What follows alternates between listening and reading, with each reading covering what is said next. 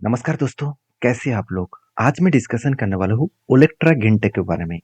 तो ओलेक्ट्रा गिनटेक आप सभी जानते हैं, एक फेमस कंपनी है और फेमस कंपनी इसीलिए बता रहा हूँ क्योंकि इलेक्ट्रिक बसेस इंडस्ट्रीज में इस कंपनी खुद की जो पहचान बनाया, सचमुच मतलब देखने वाला बात था।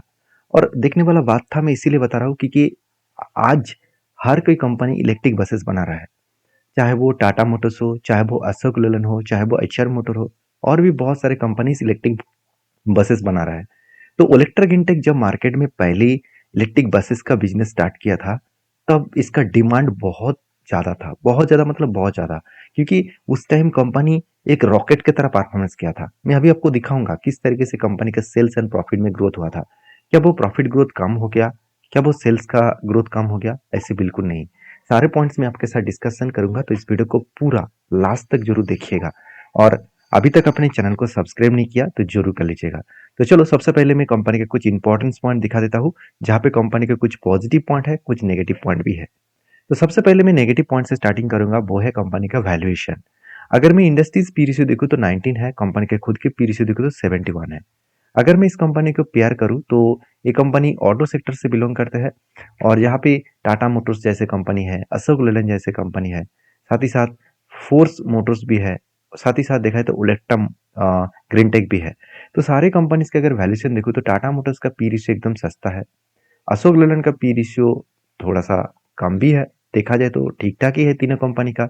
सर ओलेक्ट्रा गिनटेक का इतना हाई है, तो आप कहेंगे सर 71 इतना हाई क्यों? क्योंकि कंपनी का पी रेशियो चला गया था 300 के ऊपर, 370 के आसपास पी रेशियो चला गया था। और तब मैंने आपको चीख चीख कर यही बता रहा था कि कंपनी कभी ना कभी आपको बुरी तरीके से फंसाने वाला है। क्योंकि जो चार्ट आपने देखा ना, देखिए उस टाइम जब 300 ऊपर पी रेशियो था तब भी लोग खरीदारी कर रहे थे, तब भी लोग उस शेयर को पंप कर रहा था।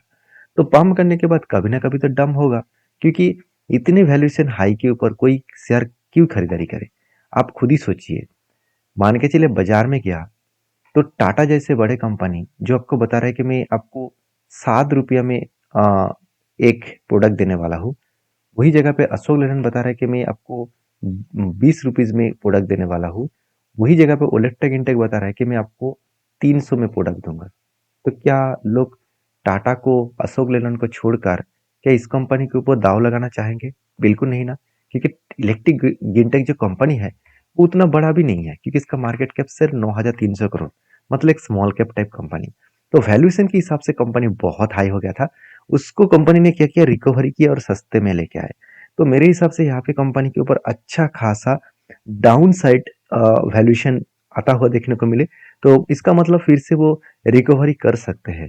क्योंकि अगर मैं हिस्ट्री को चेक करूँ तो एक बार देखिए, आज पी रेशियो कहाँ तक आया, आज वैल्यूएशन आ गया करीबन 74। कंपनी का अभी भी एवरेज पी रेशियो 5 साल में दिख रहा है 174, सॉरी 147। इसका मतलब कंपनी खुद के वैल्यूएशन के हिसाब से आधा हो चुके हैं। खुद के जो एवरेज पी रेशियो उससे उससे आधा हो चुके हैं।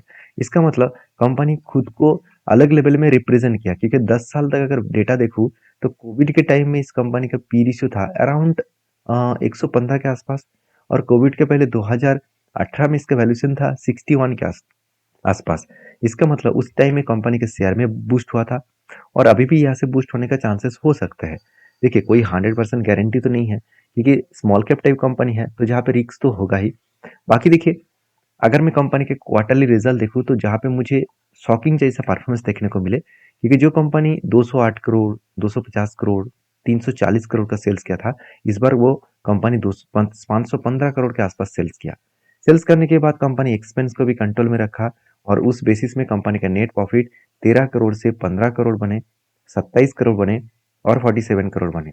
इसका मतलब 13 से 15 बने और 15 से 27 बने और 27 से करीबन 50 करोड़ के आसपास बने। मतलब इस बार कंपनी हाईएस्टली प्रॉफिट किया, और वो भी ईयर ऑफ ईयर बेसिस में।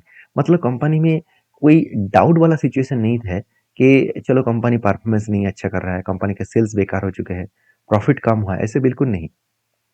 और मजेदार तो बात यह है कि कंपनी के साल भर की देखिए सेल्स एंड प्रॉफिट में बढ़िया एक परफॉर्मेंस देखने को मिला। हाँ, आपको लग रहा होगा कि पिछले 3 साल में 60% का ग्रोथ था, अभी 30% है। ये होगा ही, क्योंकि जो बसेस पहले बेचा जाता था, जितने क्वांटिटी बेचा जाता था, आज उस मार्केट को अशोक लेलैंड, टाटा मोटर्स उस मार्केट को खा रहा है। तो उसके कारण कंपनी का सेल्स तो डाउन होगा ही।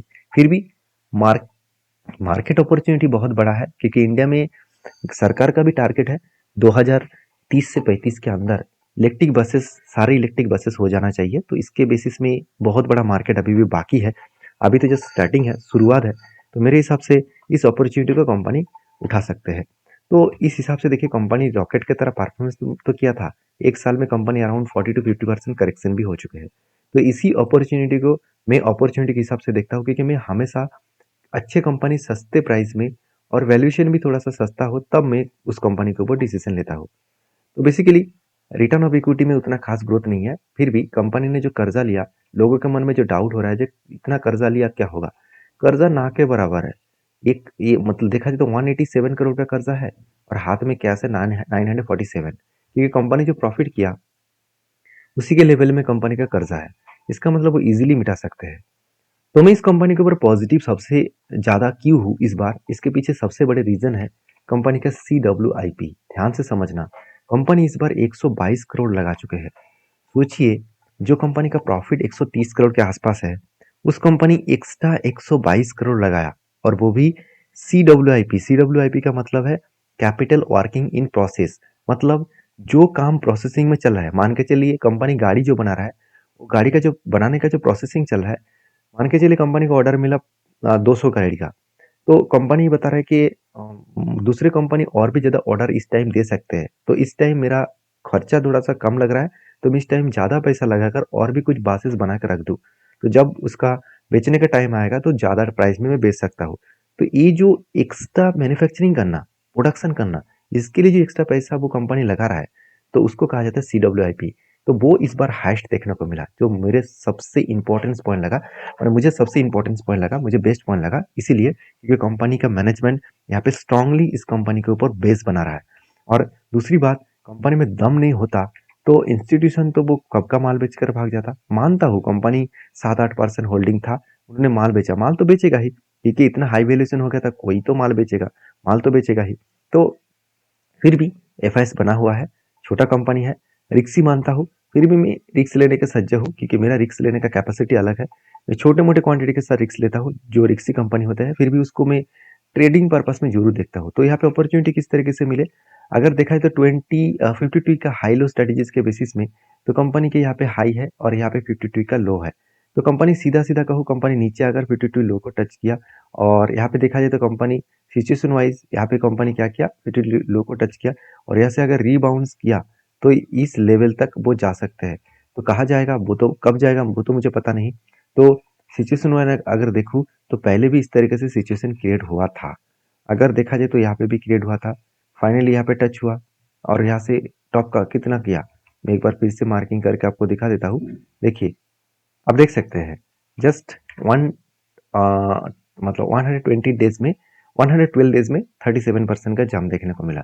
उसी तरीके से अगर मैं यहाँ पे और भी प्रीवियस डेटा को देखूँ, तो थोड़ा सा आपको जूम करके दिखा देता हूँ, तभी आपको क्लियरली सब कुछ देखने को मिलेगा, मेंशन देखने को मिलेगा। देखिए, कोविड के टाइम में क्या हुआ, कोविड के टाइम में जो सिचुएशन क्रिएट हुआ, तो देखा जाए तो पहला जो टच हुआ था कुछ इस तरीके से लेवल्स में। तो यहाँ से लेकर अगर मैं इस सिचुएशन को देखूँ, तो यहाँ से लेकर अगर मैं इस सिचुएशन को देखूँ, सॉरी यहाँ पे माउस थोड़ा सा देखिए, अभी देखिए, मैं थोड़ा सा देखिए, अभी कितना, जस्ट 500 दिन में 10% का रिटर्न दिया, कोई बात नहीं। कंपनी जहाँ पे टच किया था, वहाँ से अगर मैं 20% करेक्शन तक देखूँ, 20 नहीं, इस तरीके से स्मॉल कैप कंपनी के ऊपर मैं 30% के हिसाब से काम करता हूँ। तो 30% क्रैश होने के बाद 30% लेवल से मैं अगर इस पॉइंट ऑफ व्यू से मैं फिर से एक बार मार्किंग करके देखूँ, तो ओवरऑल जो सिचुएशन बने कितना, 56%, और वो भी एक साल में। और जहाँ पे 30% क्रैश हुआ था, उस जगह से अगर और भी 30% देखूँ, मतलब और भी 30% कहाँ तक करेक्शन हुआ, अगर वो देखूँ तो और भी करेक्शन हुआ था। तो दो बार मैं हमेशा एवरेज करके काम करता हूँ, तो 125% का गेन मिला। तो सीधा सीधा मैं 3 बार अगर ट्रेड को एवरेज करूँ तो मुझे कितना मिला, वो मैं आपको कैलकुलेट करके दिखाता हूँ। फर्स्ट टाइम जो मिला था वो 10%, सेकेंड टाइम जो मिला था वो कितना मिला, करीबन 125%, और सॉरी उससे पहले 56%। तो प्लस 56 प्लस 125, तो डिवाइडेड बाई 3, तो मतलब 66% का गेन मिला। कितने दिनों में मिला, फर्स्ट एनटी मिला, फर्स्ट टारगेट मिला तो 500 मतलब 524 डेज प्लस सेकेंड मिला था, सेकेंड में एक बार देख लेता हूँ, सेकेंड मिला था करीबन 339 days plus 339 days plus last में मिला 334 डेज। तो ओवरऑल मैं अगर 3 से डिवाइड करूँ तो 399 डेज डिवाइड बाई 30, तो सोचिए करीबन 13 मंथ, 1.5 साल भी नहीं लगा और 60% का गेन मिला। तो यही होते है ब्यूटी, यही होते हैं प्रॉपर कंपनी के ऊपर रिसर्च करके काम करना। तो देखिए बाकी आप समझदार हैं, समझदारी से काम करिए, क्योंकि मुझे 1 साल में अगर 50% का गेन मिल रहा है किसी कंपनी के ऊपर, चाहे मुझे 2 बार एवरेज करना भी पड़े, तो मैं इस कंपनी के ऊपर काम करने के लिए सज्ज हूँ। तो बाकी आपके क्या राय है जरूर कमेंट्स करना, वीडियो अच्छा लगे तो प्लीज़ लाइक भी करना। और ये वीडियो टोटली एजुकेशन पर्पस में आपके साथ शेयर किया हूँ, तो प्लीज़ एक बार डीपली रिसर्च करके आप काम करना, क्योंकि मेरे पॉइंट ऑफ व्यू से कोई भी रिकमेंडेशन नहीं है। मैं हमेशा आपको बार बार बोलता हूँ कि सीखने के लिए आप जरूर इस स्ट्रेटजीज को, इस सेटअप को आप यूज़ कर सकते हैं। अगर काम करना है तो आपके रिस्क के हिसाब से जरूर काम करिए। मिलते हैं नेक्स्ट वीडियो में, तब तक के लिए धन्यवाद।